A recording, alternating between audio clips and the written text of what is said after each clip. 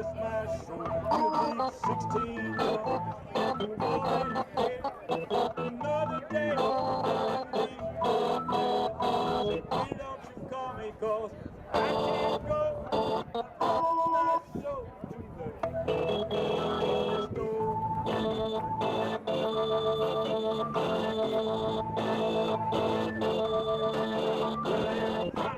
This, I will promise you that you still live around they got fish of iron, they got fish of steel.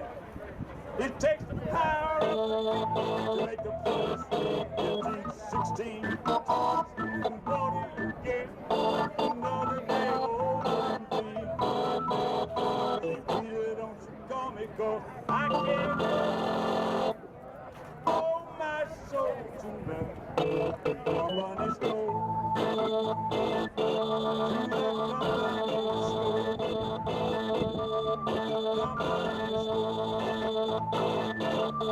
What kind of pie? All right. Hello, I'm Bob Miola. Is that from the Berkeley Peace and Justice Commission. For the last 2 years, we've been trying to establish Berkeley as a no-drone zone. It's going to be a lot easier for Berkeley to take a stand before there's a new federal policy and before the skies are filled with drones. So we finally have so in June, we sent a new letter reminding them that they hadn't done anything with the comprehensive no-drone zone policy before them. And we also sent them a new resolution that calls for a 2-year moratorium on drones and letting them know that they can implement that while they're figuring out the more permanent and comprehensive policy that we really want. So we finally have a date, Tuesday, October 21st at 7 p.m. at the Berkeley City Council meeting. So people are urged to show up and show your support for the recommendation for a 2-year moratorium on drones, as well as advocate for the fuller recommendation of a no-drone. We went up to their offices in the Bank of America building, and for 40 minutes we grilled them about their unethical practices and their crimes against the people. And those poor young gentlemen, they served us the best French roast and the best croissants, and we sat up there in that marble conference room. And I had my recorder going the whole time, and I got that conversation, you guys, and it was amazing. We said, you testified to the Senate that you were going to screw over your investors. Isn't that a breach of ethics? Isn't that violating the Securities Exchange Commission rules for Goldman Sachs? And they said, oops, well, we've reformed. You can invest your $6 million with us. And I said, no, thank you. You guys are criminals. So Janet Weil, my colleague at Code Pink, said, what should we do, Cynthia? And I said, let's arrest them. So we took off our jackets, our suit jackets. We had our pink police shirts on, and we had our fuzzy pink handcuffs, and we attempted to do an arrest of these Goldman Sachs executives. And they said, this meeting is over. But on our way out, we left 2-week-old squid. Not bad kind, the kind you get in the market. We left that in the ladies' room and the conference room in plastic bags so it wouldn't make a mess. But we closed Goldman Sachs. I just want you to know we had a victory that day, and that's Code Pink and what we do. Actually quote Eric Holder, something he said only 3 days ago. It is rather hopeful. He said this at University of New York Law School. We need not tolerate a system that permits top executives to enjoy all the rewards of excessively risky activity while bearing none of the responsibility. And he also said, when it comes to financial fraud, the department recognizes the inherent value of bringing enforcement actions against individuals as opposed to simply the companies that employ them. Let's make it So I think this is pretty good news. So I'm letting Eric speak for himself here. He's also recommending higher rewards for whistleblowers and training FBI agents, give more money for them to be and teaching them to be sophisticated for this kind of fraud, these toxic assets, these people betting that they would go down.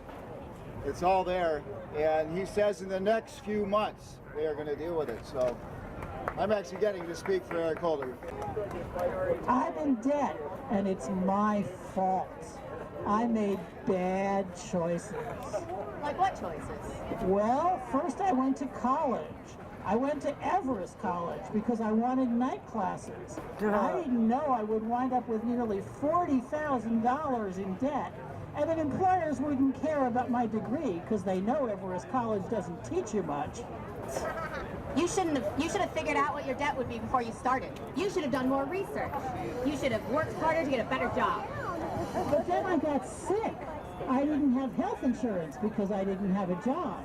So I was only sick for 2 months, but I had to have an operation. That put me $100,000 more in debt and increased the payments on my student loans because I was late paying them. You should have had health insurance. You shouldn't have gotten sick anyway. You should have paid your loans even when you had no income. Now my credit rating sucks and nobody will hire me for a good job because employers check out your credit rating just to see if you're a good person.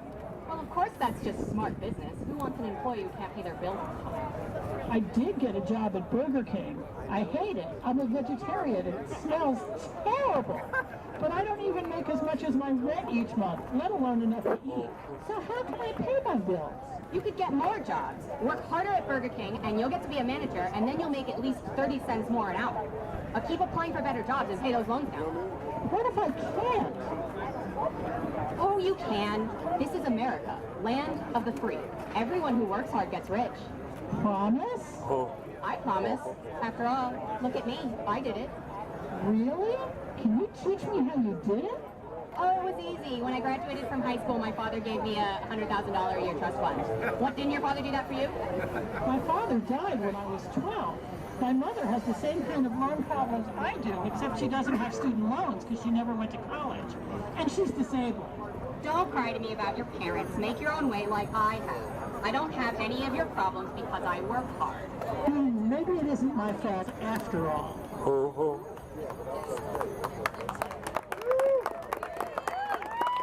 Thank you, Sarah. We think it's our fault. You know what? If 10% of the people in this country were in debt, it might be their fault. Maybe if even 20% of the people were in debt, it might be their fault. Maybe. But when more than 3/4 of American households are in debt, when student debt is more than $1 trillion, when debt collection is a thriving industry, we're all in debt. And it's not our fault. Even if we don't owe personal loans, even if we don't have bill collectors calling and harassing us, things are set up so that the costs of speculator-driven crises are passed on to all of us. The costs of environmental destruction are passed on to all of us and our children as debts. The cost of money funneling out of our pockets, out of our homes, and out of our jobs into the hoard of the 1% are passed on to us as debts. And as with everything, people of color, disabled people, and poor people suffer disproportionately from the injustices of the system. When I was growing up, debtors' prisons were a historical joke. Now they're an everyday American reality. Free college is almost a thing of the past. Our own city college is being hounded and harassed by the for-profit colleges who are driving the student debt catastrophe. Hundreds of thousands of bankruptcies across the country are fueled by medical bills, and the for-profit hospitals are as bad as the for-profit colleges. The things that should be free, the things we need to survive and thrive as individuals and as communities, are being set up to drive us further into debt, to destroy us. We say strike debt. We say if one of us owes money, the bank owns us. But if all of us owe money, together we own the bank. We say join up, fight back, learn how. Learn how Rolling Jubilee has bought and forgiven more than $18 million in debt for $700,000. You can't pay your debt off at those rates. Learn how the debt collective will make it possible for debtors to organize together. Learn how to revolutionize predatory check cashing. Learn how to keep our post offices and public buildings open. I'm not going to give you URLs from the microphone. Come to our table. Google Strike Debt Bay Area. And please talk with your friends about debt. It changes it from private shame to public outrage. Thank you. Occupy Wall Street, which was the genesis of why we're here today, or how we come to be here today in a way. For the country decided they wanted to speak out too and get out in the streets and have encampments or not have encampments, but just get together. And what was so beautiful is it kind of gave us a hope that we could put our voices together, because that, I think, is what we need to do now. And we need to get out of our silos, as my friend Susan is so fond of saying, and work together. The word bridge comes to mind. As Ralph Nader said recently, can you sit in the same room with a climate denier? Can you? But you know what? That climate denier also wants to raise the minimum wage, have universal health care, stop the out-of-control Pentagon spending. You know, if we could just leave our wedge issues aside and reach across and unite, as he says, it will scare the hell out of them, right? Because there are more of us, right? So 30% of people are independent voters.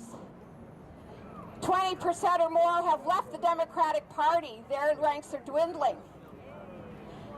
The young voters coming up don't see a real option in front of them, and they know that elections have been stolen. So why should they vote? Why don't we give them a reason to vote, and why don't we link hands with them, link arms with them, and all of us get together? Not only can we elect our own representatives, or city councils, and mayors, and the mayors, by the way, have a lot of power. We've seen that. The mayors are wonderful. Anyway, what I'm saying right now is look for an alliance between the left and right to dismantle the corporate state. That's what we got to do, folks, and Code Pink is working on that with our new campaign, Audit the Pentagon. The Pentagon has never been audited. Isn't that amazing? And the right and the left both would like the Pentagon to be audited, because where's most of our money going? It's going to military. It's going to defense contractors. That's a huge weight on the rest of us who need health care. Higher education. We need the banks. We need public banking. We need public banks. We also need health care for, really, why don't we have health care for everybody? It's because the people who work for us in Congress are paid off. Okay, so we need to elect new people, and we need to form an alliance to do that, and we need to reach out.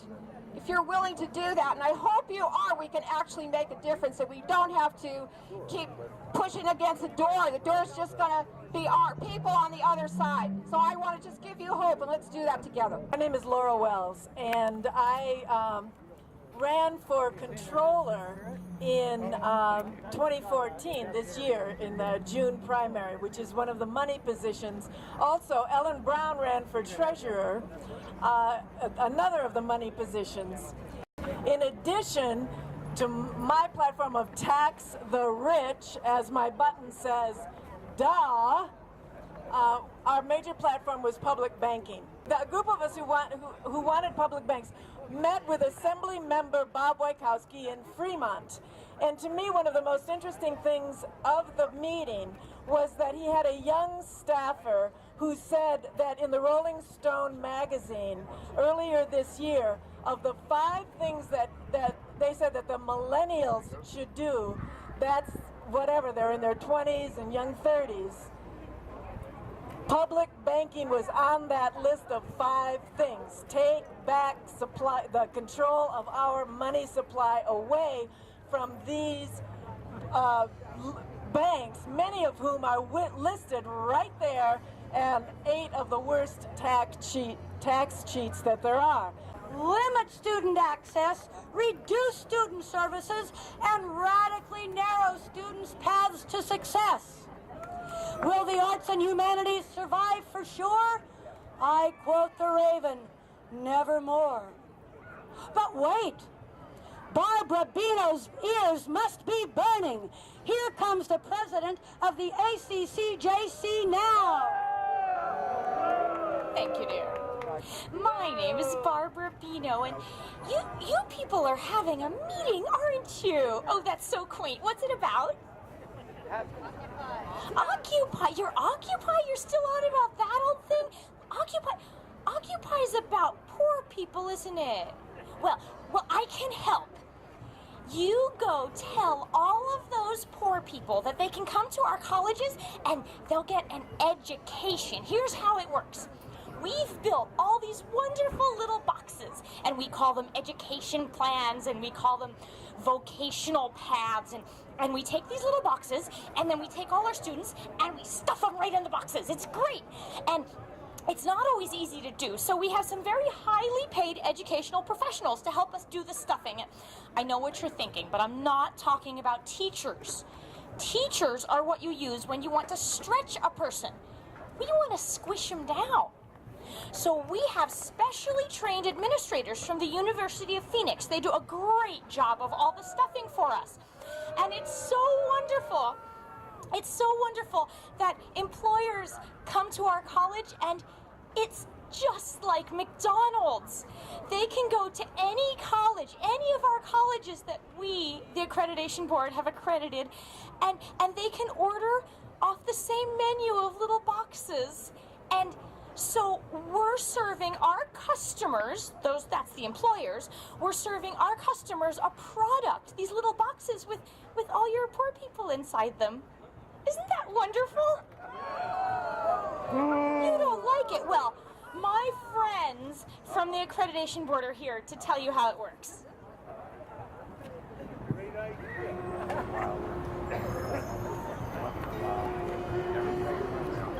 We've got community college. In our hands, we've got community college. In our hands, we got community college.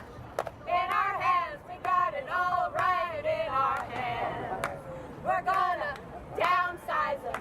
With our plans, we're gonna downsize them. With our plans, we're gonna downsize them. With our plans, we're gonna downsize with our plans.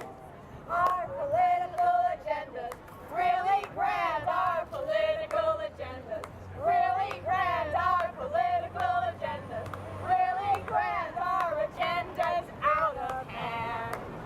Now we've got no use for transparency, and the same goes for accountability. And we don't care much for democracy. It should all be in our hands. We got community college. In our hands, we got community college. In our hands, we got community college. In our hands, we got it all right in our hands.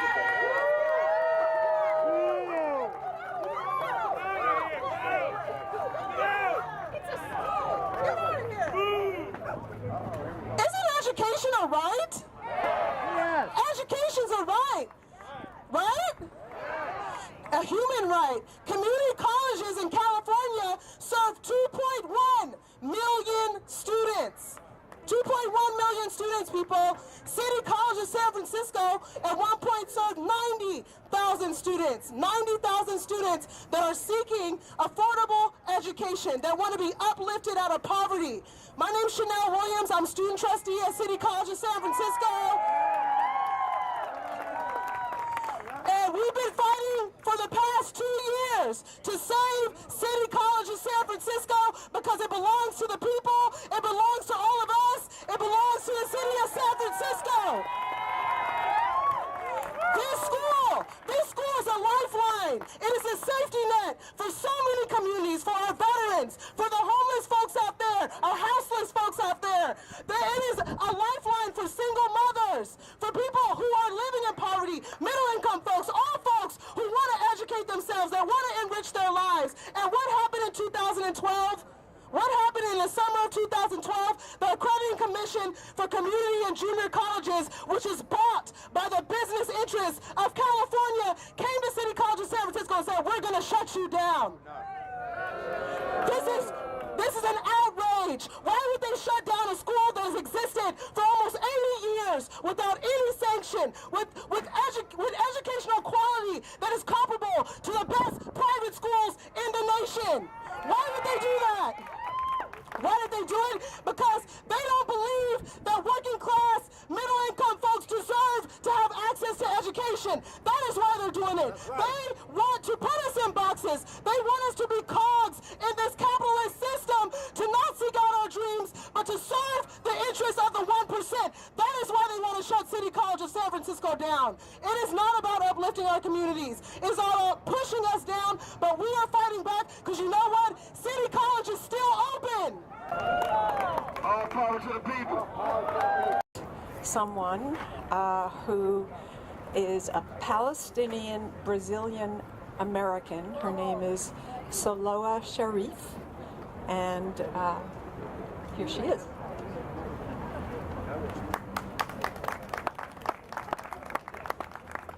Thank you, everyone. My name is Saloa Sharif. I am Brazilian, Palestinian, and American. And I am a human being. My people in Gaza are getting a lot of suffer. They are getting killed. It's not because they stopped the ceasefire. They still are killing my people in Gaza. And I believe that every human being, doesn't matter his ethnicity or where he is from, everyone deserves life with dignity. Palestinians are not having life with dignity. My parents, they left Palestine since the occupation. Then they went to Brazil to rebuild their lives. My grandparents, they suffer from settlements.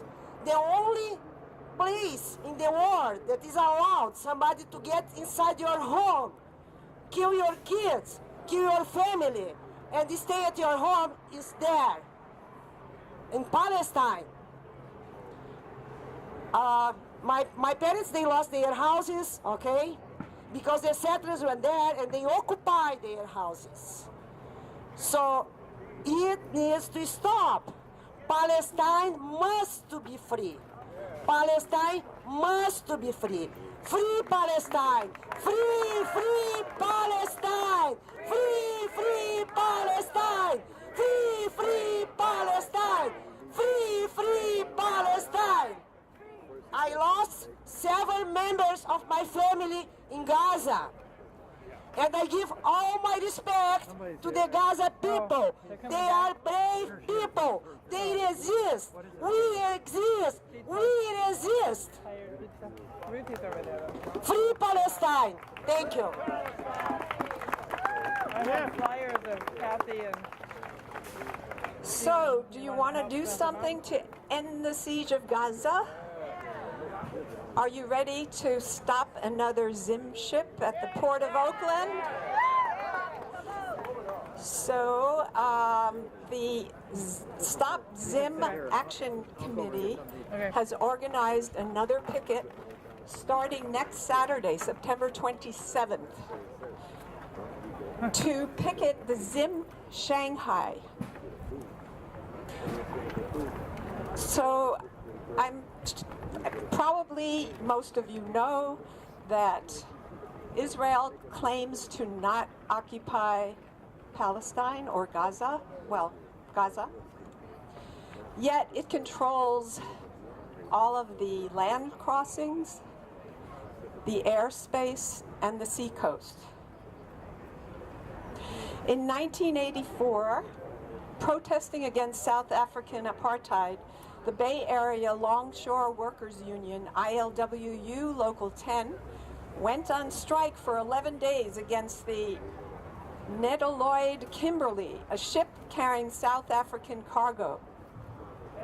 In 2010, responding to the deadly Israeli attack on the Gaza Freedom Flotilla, which I happen to be a passenger on, Local 10 honored a picket of an Israeli-owned Zim ship by 1,200 community and labor activists, refusing to unload the ship for 24 hours.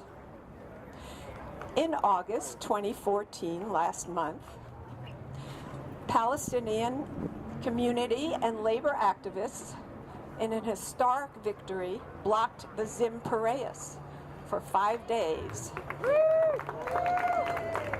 and forced it to leave the bay with most of its cargo still on board.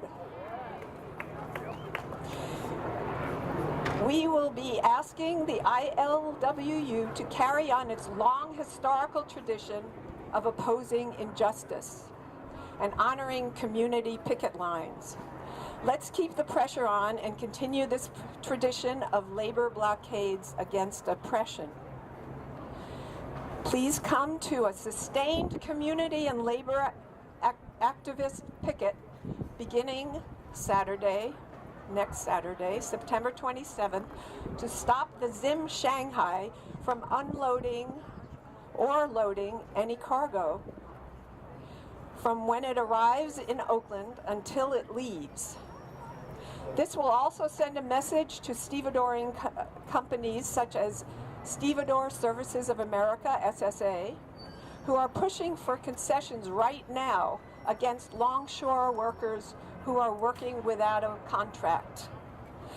So there is a text alert blast system that you can sign up for. Just text JOIN, J-O-I-N, to the number 88202, and you'll be getting alerts. That's 88202. There's also Twitter at StopZimOak, O-A-K for Oakland, and Facebook. Search for Stop Zim Shanghai, and you'll reach the Facebook page. So the morning assembly on the 27th will be at 5 a.m. at West Oakland Bar. Again, starting at on September 27th. The afternoon assembly will be at 4:30 p.m. at West Oakland Bar. But make sure you check the texts, and because we know from the last time that there were all kinds of tricks were played. All right, so picket lines mean don't cross. Picket lines mean don't cross. An injury to one is an injury to all. Solidarity with the Palestinian people. See you next Saturday. Our president was in Hawaii talking about the TPP. Do people know about the TPP? Trans-Pacific Partnership. And it's just as bad as NAFTA, which, you know, screwed up all the people in Latin America so bad. Now they're trying to do the same thing over there in Korea and all around over in the Trans-Pacific. So anyway, when he was over there, this guy McKenna, Hawaiian guy, got up and sang his own song, and they didn't, I mean, why didn't they kick him off?